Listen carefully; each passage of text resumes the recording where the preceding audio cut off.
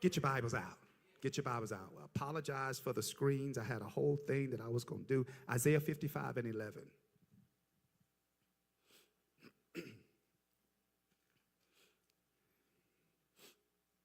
Got it? Okay, I'm glad y'all do because I don't have it yet. Isaiah 55.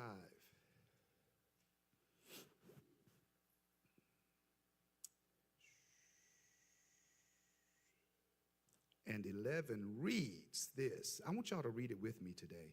I'm reading from the New Living Translation. Talking about you. Okay, we're talking about you. It says this. Read it with me if you have it. It is the same with my word. I send it out, and it always produces fruit. It will accomplish all I want it to, and it will prosper everywhere I send it. I remember I'm talking about you. We're talking about you. We're going to read it again, okay? It is the same with my word. I send it out, and it always produces fruit. It will accomplish all I want it to, and it will prosper everywhere I send it. You may be seated. I want to use for a subject because I said so. Because I said so. Anybody that got kids, you done use that phrase 1,000,001 times. Why I got to do that? Because I said so. Yeah, because I said so.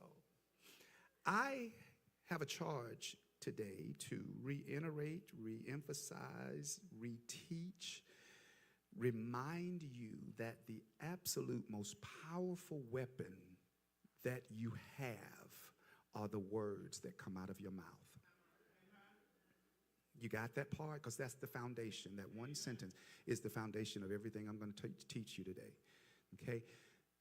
The most powerful weapon that you have that has the ability to manipulate your life are the words that come out of your mouth. Throughout the Bible, we are told that our words are creative forces that determines the course of our life. Your words determine how you will experience everyday life. Your words determine how you live life. Mark 11 tells the story of Jesus and his disciples going into Jerusalem. Jesus sees a fig tree that had no figs, and he knew that it was time for figs to be on the tree. Bothered Jesus to the point that he cursed the fig tree. Fig tree at that moment withered and died. They go on into the Jerusalem, the city. They come back out. The disciples say, Rabbi, the tree has withered and died. Nonchalantly, Jesus said, okay, that ain't no big deal. Ain't no big deal. You can do that. He says to them, the foundation for anything happening is, look it up, Mark 11, have faith in God. Have faith in God. He goes on to say that if you encounter a mountain, which is a metaphor for any situation that you think is overwhelming to you, if you say to the mountain, be up, lifted up, and be cast into the sea, it's going to happen. I'm going to say that again. I saw a response in my head from some folk, and I didn't get that, so I'm going to say it again. If there is a situation in your life that seems so overwhelming to you that it appears to be bigger than your God. You can say to the mountain, which is a metaphor for a big, big, big situation, sickness, brokenness, abandonment, all that. You can say, get up and get out of my way, and it will. Okay? After that, he says, and whatever you pray for, get this, if you believe you already have it, you can get it. Y'all missed that. Whenever you open up your mouth and say, I'm going to be healed from this, you can't just say that and it means nothing to you. But when you open up your mouth and say it with all kinds of conviction, like it has already been done, that's when you get to experience it. Give you another example that I think we all can relate to.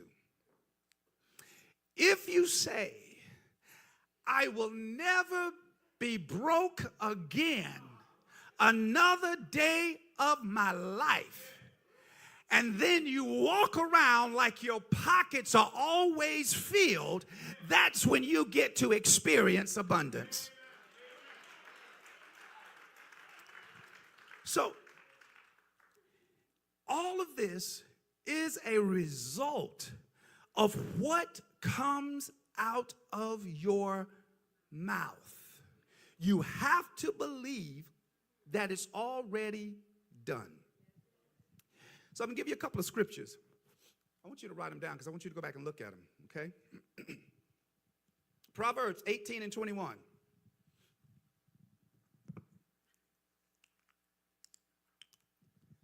It says this, the tongue, what you say, can bring you life or death. Your tongue, what you say about you, can bring you life or death. Goes on to say, those who love it, means love to talk, reaps the consequences or the fruits of what they say. Your tongue can cause you to experience a life of abundance or a life of poverty. Those who love to use their tongue to say the wrong thing experience death. Those who use their tongue to speak positivity experience life, because you will reap the consequences of what you say. That ain't that hard to understand, is it? It's not. It's not. We subconsciously say things that we don't want to experience, but because they come out of your mouth, it creates that. I'll give you another scripture, Matthew 15 and 11. It's not what goes in your mouth that messes you up. It's what comes out of your mouth.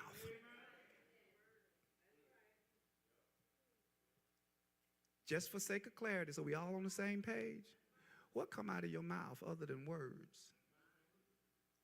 Don't say if you get sick, Mom. What comes out of your mouth is what you speak. It's not what goes in your mouth that keeps you sick or messes you up. It's what comes out. This is in my bloodline. I guess I just have to live with it. This is in my DNA. Everybody in my family has experienced this, including you.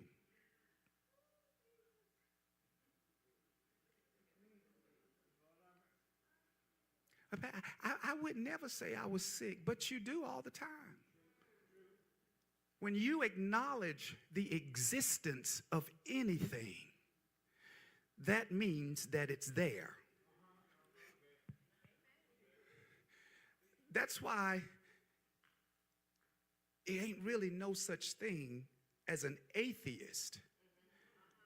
Because if you acknowledge the existence of, you already prove that there is a God, even if you say there isn't.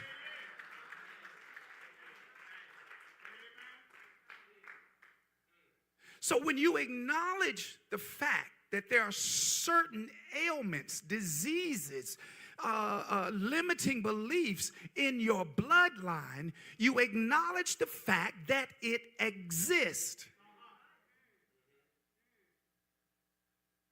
Ain't nobody in my family ever been to college. What's that got to do with you? My mama all she did was clean houses. What that got to do with you? My daddy was a farmer. If you don't want to farm, what does that have to do with you? Every moment of our lives are experienced based off of what we say. So if I say to you, why are you so upset all the time about how things are going? Why do you always talk about, I can't ever get the job that I want? Your response from now on is going to be, because I said so. Oh, Pastor, no, because that means that I got to take responsibility and accountability for my life. That means I can't blame it on nobody else. You're right, you can't. It's all you. If you want to be a business owner, say that and believe it. If you want to be in a healthy, wholesome relationship with somebody that's already healed from their past traumas, say that and believe it. If you want to walk in abundance, say that and believe it. Let's keep talking. James, the next one, chapter 3, verse 6, says this: what you say can be like a wildfire. It can corrupt your whole body and set your whole course of life on fire. What you say is like a wildfire if you don't watch what you say, and it will set your whole course of life on fire. Did it say what somebody else say about you?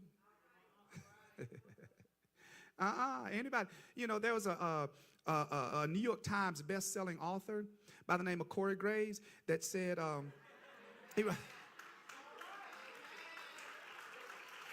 don't you wait till I show up on Oprah and then you wrote a book called It's Only a Suggestion. So that means that if I don't believe it, I don't become it. So if somebody says something about me, it only becomes true when I start believing it. You won't ever be nobody. Okay, that's your opinion. You won't ever get that job. Okay, that's your opinion. There's another phrase that we use all the time. I can show you. All right, let's keep moving. Y'all better get that book. So based off of what you say, it all determines how your health will be, how your wealth will be, and how your day-to-day experiences will be. How many of you have awakened on a Monday morning and said, oh, Lord, it's Monday. Here we go. I don't even want to go in there. I don't want to see none of them folk. I'm sick of them. I don't want to have to deal with it. How many of you ever said that? That sets the course for your day. Well, I never said I wanted to be working with these people. Yes, you did. Do you know that everything that comes out of your mouth, the answer is always yes?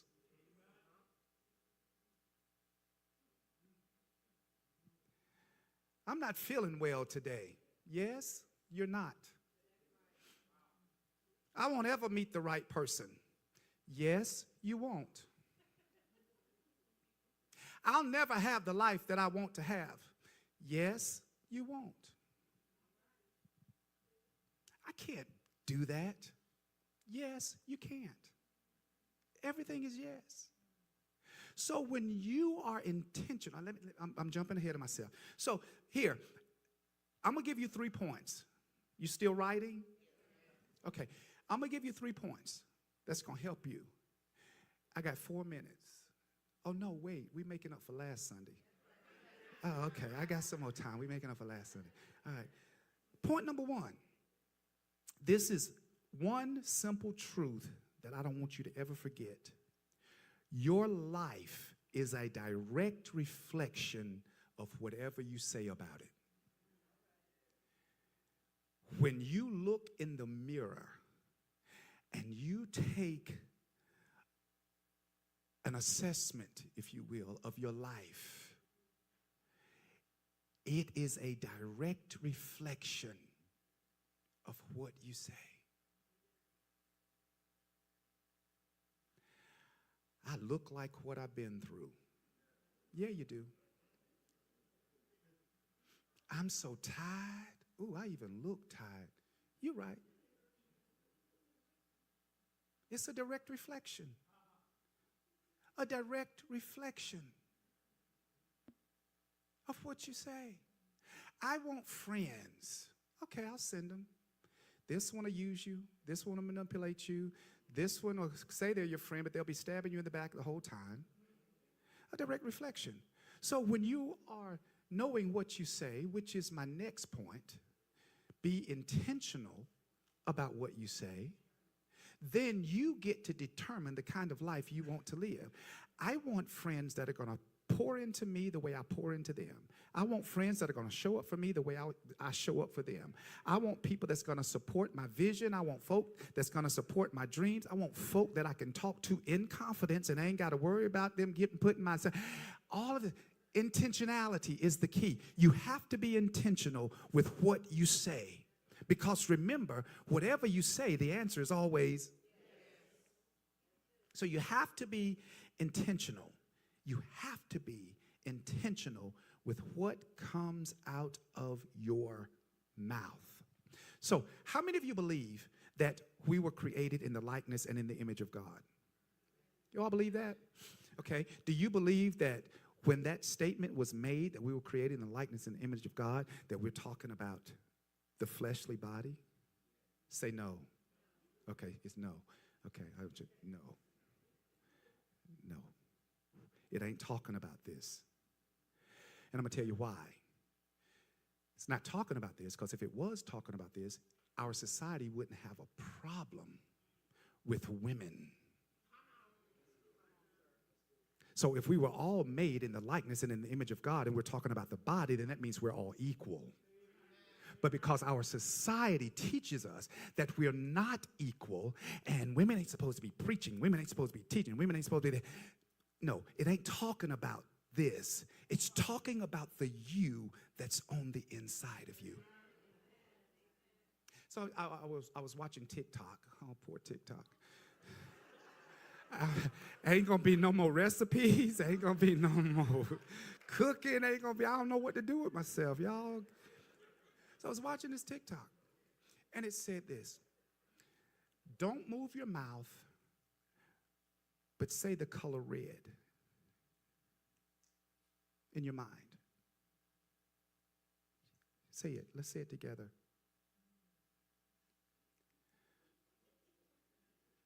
So that means that there's somebody behind this. Yeah, that's in there that not only speaks, but hears, because when you said the color red in your head, didn't you also hear what you said? So there's a you that's inside. When Cam was about 3 years old, I got him out the bathtub, and he looked at me with so much sincerity in his face, and he says, "Poppy, do you know that this is just a costume?" I said, "What are you talking about?" He said, "Our body, it's a costume. When you die, you just take off the costume."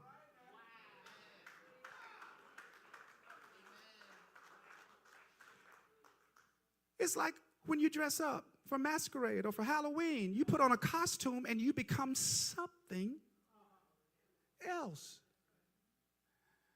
When you see folk at work and they got a whole attitude from the kind of attitude they had at church on Sunday, they just change costumes. So you change costumes. But the you that's on the inside is what's made in the likeness and in the image of God. So in Genesis, it starts out with the story of creation that says, in the beginning, God said, "Let there be," and there was. Wait. How many of you still believe you're made in the likeness and the image of God? Wait a minute, y'all. I didn't get that many hands this time. Y'all, did I mess up, y'all?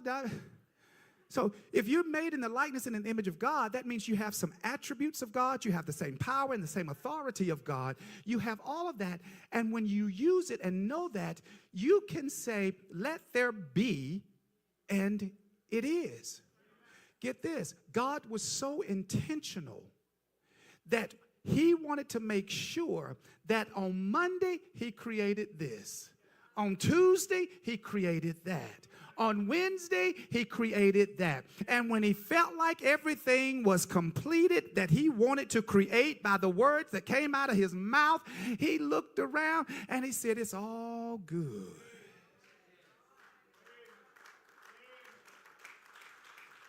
That's your power, and that's your authority. You have the power to create, but you got to be intentional, because the answer is always okay. Point number 3, and I'm going to let you go because I'm working overtime. Point number 3. Remember, James said that the tongue, James chapter 3, he said, the tongue is the smallest member, but it's like a wild animal, like a beast of the field. Can't nobody tame the tongue. That's what James said. Tongue cannot be tamed. I 100% agree with that. We can't tame it. But this is the point that you need to write down. It can be trained. You can't tame it, because sometimes we say stuff that we don't supposed to say. But you can train it. It's just like an elephant in the circus. He ain't tamed, because there's always the possibility that he'll buck off, go wild, right? But he is trained. Stand up, sit down, kneel, lift me up, put me down. It's trained. The same thing with your tongue. You can train it. How do you train your tongue? You think before you speak. Ties right in to intentionality. Think before it comes out of your mouth. When your initial thought, can we be real, is to cuss somebody out, thank you for being real. Thank you. Because just because you don't say it, don't mean that you ain't saying it in your head and hearing it as you see what I'm saying. You in there, you talking. You talking in there. Training your tongue says, we ain't saying it. We ain't saying it. We ain't saying it. Keep your mouth shut. Keep it closed. We ain't saying it. And everything in you wants it to come out. But when you train your tongue, it is under the authority of the you that's in there. So I'm going to sum all of this up, and we're done with Isaiah 55 and 11.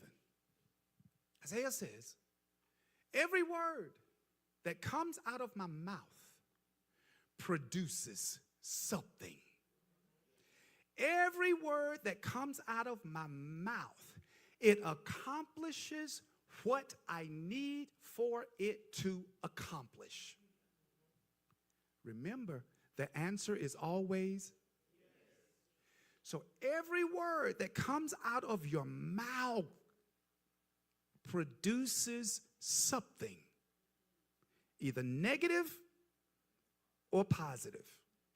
Every word that comes out of your mouth is such a powerful creative force that it cannot be spoken without producing fruit. Well, I can say what I want to about somebody else. It don't matter what you say about nobody else. It only matters if they believe you. So your words can't affect nobody. They can only affect you. But here's the caveat to that. Whatever you send out, remember Celie on The Color Purple? You remember that?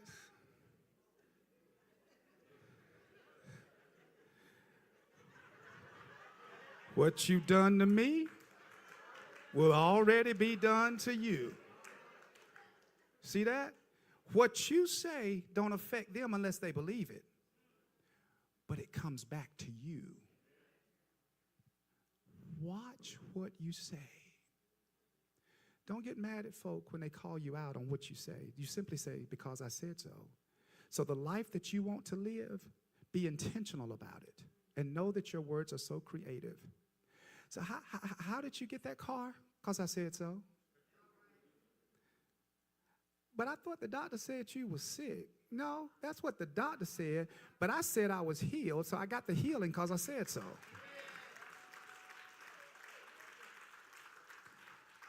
How you buy that house? I thought you said last week you were broke. Yeah, I did say last week I was broke, but now I started realizing that I got the power to speak things over my life like I want to. So that means that I already signed that the loan is mine, everything is mine. How'd you do it? Because I said so.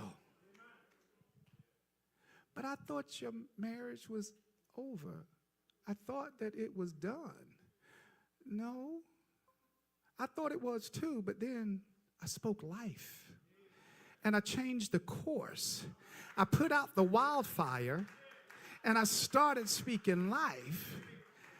And the more I watered it with good stuff, I realized that it wasn't over. I just created a new beginning.